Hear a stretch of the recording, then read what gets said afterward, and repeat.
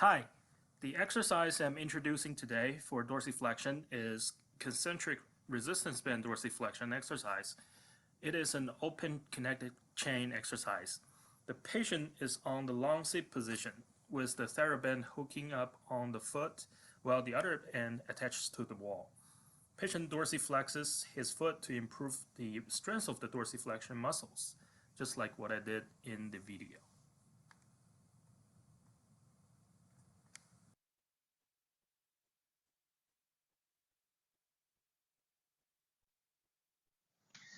Okay, now let's take a look at the free body diagram here. I choose the foot as the segment of interest. The moment of the motion I choose is 10 degrees at dorsiflexion.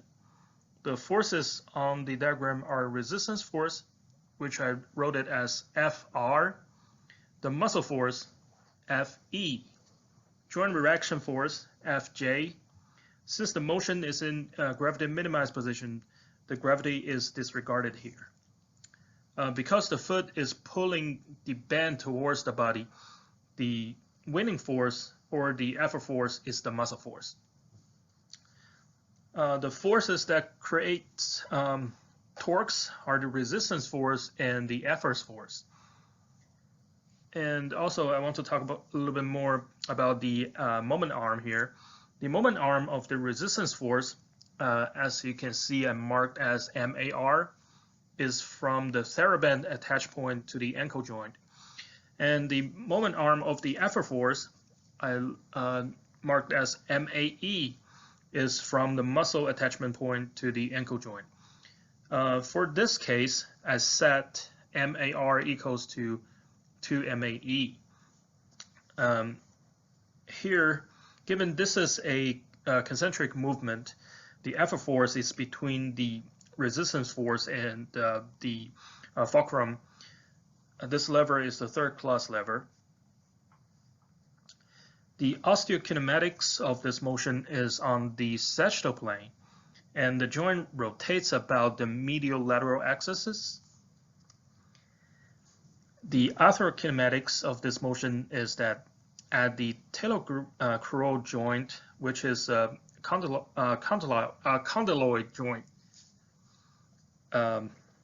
which is convex on concave, the talus rolls anteriorly while also gliding posteriorly.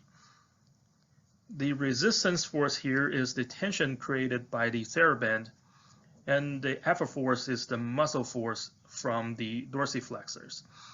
At a full range of dorsiflexion, the external torque is the largest because the band is more stretched at this point and creates more resistance with the same length of the moment arm. When the foot is at a position of plantar flexion, the external torque is the lowest.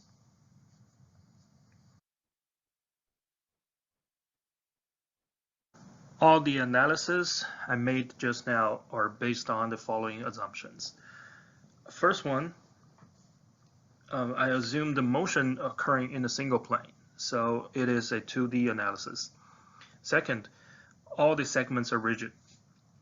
And the last one, all the forces and torques are summed to 0 at that specific moment.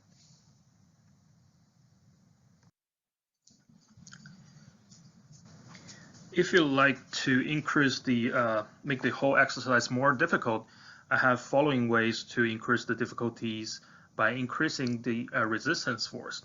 First, move the resistance band closer to the toe or further away from the ankle joint to increase the moment arm of the resistance force. Second, change to a higher magnitude resistance band at the same attachment point on the foot.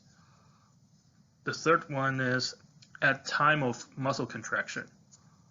Fourth one is move further away from the wall in order to increase the resistance force of the TheraBand. If the patient had arthritis, in order to decrease the joint compressive forces, I will ask patient to avoid the full dorsiflexion range. If the patient had a soft tissue injury, in order to reduce the joint shear force, I will ask the patient to keep the heel of the affected foot on the table to perform the exercise.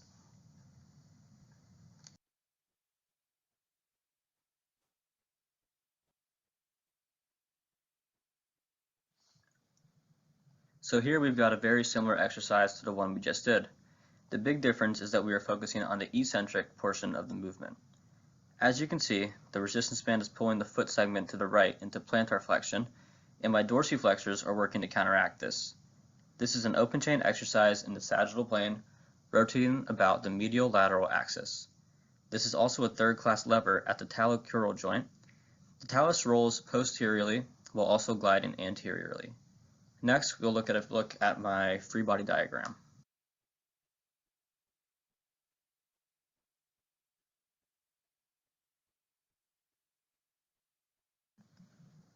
In our free body diagram, our segment of interest is the foot at the end of the eccentric contraction, so about 40 degrees of plantar flexion. As you can see, the effort force labeled E is the resistance band, and this is the winning force. The resistance force, labeled R, is the muscle force of the dorsiflexors, and this points in the opposite direction as our effort force. We are making the assumption that this muscle force is a combination of all the dorsiflexors in the leg and points in the same direction. Speaking of assumptions, we are also making the assumption that segments are rigid, and motion is occurring in a single plane, making this a 2D analysis. Our last assumption is that in this moment of time, all forces and torques are summed to zero because we are in static equilibrium. Our other forces include gravity, which is labeled as S, and this is acting down at the center of mass of the foot. The only remaining force is the joint reaction force, which is labeled as J, and this is also opposing the effort force. Our external moment arm is where the resistance band is anchored, and this is about twice as far as our internal moment arm, which is assumed to be our muscle attachment point. Therefore, our external torque will be the largest when the ankle is at 90 degrees because this is where the resistance band is producing the highest amount of force. Torque is equal to the moment arm multiplied by the force, and since the moment arm is staying constant, the effort force is the only changing variable. Our external torque will be the smallest when the foot is fully plantar flexed because the effort force will be the lowest. You can also see our coordinate system, where the x and y components are drawn out for each force. There are many different ways to progress this exercise and make it easier or harder. Perhaps the most simple way would be to increase the amount of sets and reps. This would increase the cumulative force produced. Another way would be to increase the load. Since we are using a resistance band, this can be done in several different ways. We could increase the distance from the band, basically stretching the band more and creating more tension, or we could progress to a thicker band that is harder to stretch. Both of these would increase the effort force, which in turn would force our dorsiflexors to work harder. Increasing time under tension would also make the exercise harder. For example, we could make each eccentric rep about 5 to 10 seconds or longer to induce more muscle fatigue. Finally, we could increase the external moment arm by placing the band closer to the toes and further away from the point of muscle attachment. This would increase the torque being placed on the dorsiflexors, since torque is equal to the moment arm multiplied by the force. There are also ways to modify this exercise for specific patient populations. If a patient had arthritis and we wanted to decrease compressive forces, we could modify the eccentric component to have the patient start the exercise slightly plantar flexed, avoiding that 90-degree angle between the leg and the foot segments. Since the compressive forces are the greatest when we are at that 90-degree angle, avoiding this position would decrease those forces. If a patient had a soft tissue injury and we wanted to keep the load the same with less shear, we could simply adjust by putting the foot segment on the floor or perhaps supported by a table. This would take out the gravity component of the exercise and thus reduce the shear forces present.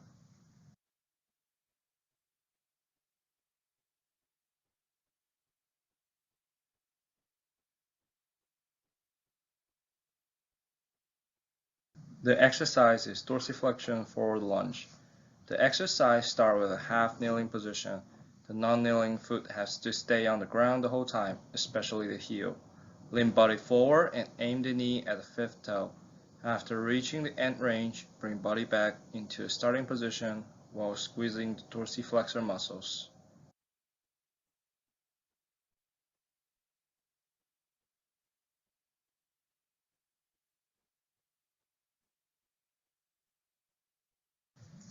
This exercise is a closed chain dorsiflexion in the sagittal plane about the medial lateral axis. The movement is at the talocrural joint. The tibia rolls anteriorly while also gliding anteriorly. The external torque is highest when the patient is at the end position. It is lowest when the patient is at a starting position.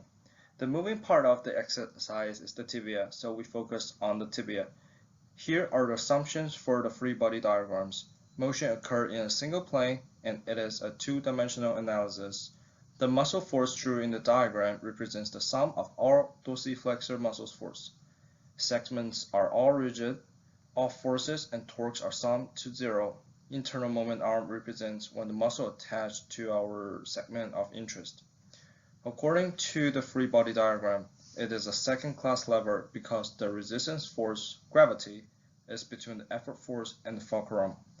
The free body diagram is a tibia when the patient is in 10-degree dorsiflexion. External resistance force of the leg is gravity, labeled as G, acting at the center of mass. Internal force are the force of dorsiflexor muscle, Fm, and the joint force, Jf. The horizontal component of the joint force is toward anterior, and the vertical component is pointing up. To analyze the forces, I set the shaft of tibia as x-axis and the distal direction as positive. Components of the forces are shown in the diagram. In this picture, the moment arm are shown. The moment arm for the effort force is around twice as big as the moment arm for gravity. To make the exercise harder, we can increase the repetition or let a patient stay at end position for 5 seconds before returning to upright position so we can get some isometric contraction. To decrease compression for arthritis patient, we can make the patient hold on to something while doing the exercise. To decrease shear, we can let a patient do the exercise only halfway, so the shear is decreased but the resistance stayed the same.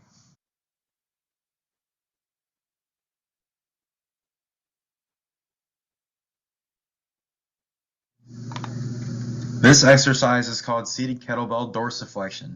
In terms of the osteokinematics, the exercise is performed in the sagittal plane about the medial lateral axis. This motion occurs at the talocrural joint between the articulation of the talus bone on the foot and the tibia and fibular articulation. A kettlebell provides external force while muscles contract as the internal force to cause dorsiflexion. Looking at it closer, we can see that this is an open chain exercise, meaning that the distal foot segment is free to move in space and joint movement strictly at the talocrural joint is permitted. This is a concentric exercise, and it can be done for reps or it can be held isometrically in the dorsiflex position. If done for reps, make sure it is slow and under control. The muscles that cause dorsiflexion are contracting to cause this movement, which are mainly tibialis anterior, extensor hallucis longus, extensor digitorum longus, and fibularis tertius. This is a third-class lever, meaning that the muscle force lies between the fulcrum, or the ankle joint, and the resistance force, or the kettlebell, acting in opposite directions to create a torque. Looking at the arthrokinematics, this follows the convex on concave rule, where the talus is the convex surface that rolls anteriorly and simultaneously glides posteriorly on the concave surface of the tibia-fibula articulation during the concentric dorsiflexion movement. External torque is highest at the neutral 90-90 or 0 degrees position because the external moment arm is the largest here. External torque is lowest at full dorsiflexion, or around 20 degrees, due to having the shortest moment arm here.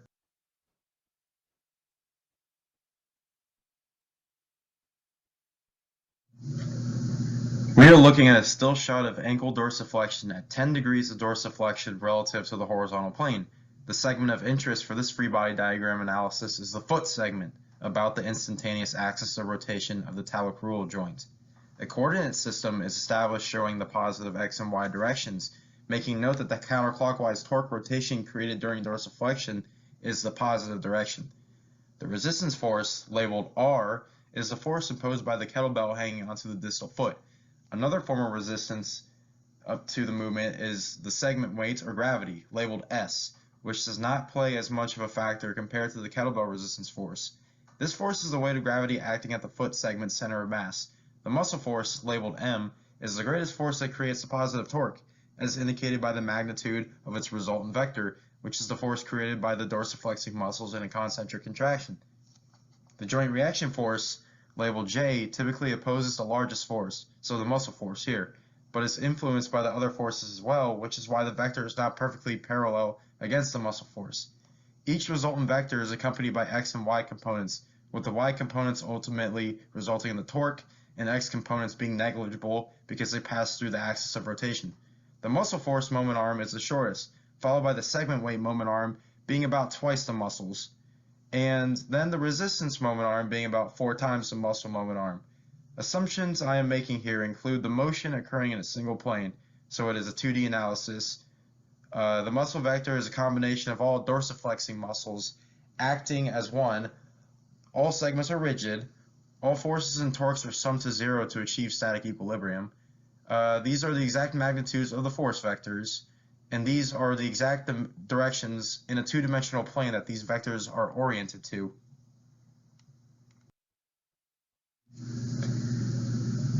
To make the exercise more difficult, numerous variables can be manipulated. For example, sets and repetitions of dorsiflexion can be increased, which may decrease muscle force over time of the session. Increasing time under tension also plays into this. A higher load of kettlebell resistance can be applied as well, or even a resistance band to increase the resistance force. If, say, a resistance band is used, it can be placed further out by the distal toes to increase the resistance moment arm. If a patient presents with arthritis, then the goal may be to decrease compression forces and increase shear forces at the joint. To modify this exercise to accomplish this, you can have the patient already dorsiflex. Thread their foot through the kettlebell with it resting on the ground, then isometrically hold the contraction in dorsiflexion, lifting the kettlebell off the floor using knee flexion to do so, making sure to then press the toes into the wall. This is a crucial step. However, if a patient presents with a soft tissue injury, the goal would then be to decrease the shear forces and increase compression forces acting at the joint. To do this, add a point of contact for the heel to rest, such as the edge of a step, while the distal foot hangs off the surface with the same kettlebell resistance there. Hold an isometric contraction at a neutral 90-90 position, which is the position of the greatest compression.